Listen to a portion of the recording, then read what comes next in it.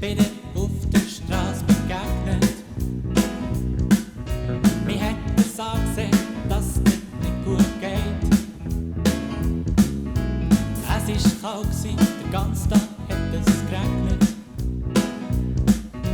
Du bist da gestanden und hast nicht viel gesagt. Wir sind zusammen eins trinken.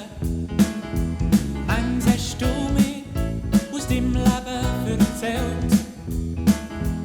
Ich hab gemerkt, du steckst ganz fest in der Tinte. Grad drum, komm, gib mir die Hand.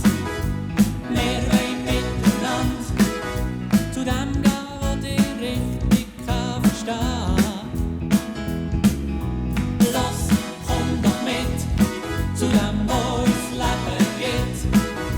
Weil nur er dir wirklich helfen kann.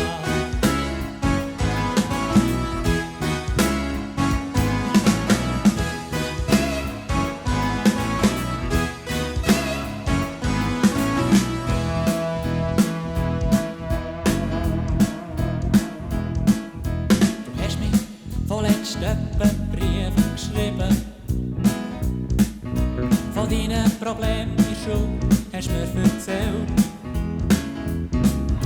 Daheim lebe ich dir auch nicht im Frieden. Du sagst, dass dich niemand versteht. Manchmal habe ich deine Ziele durchgelesen. Wie könnte dir helfen, habe ich mir überlegt. Du brauchst jemanden, der dich dran kannst haben. Gerade drum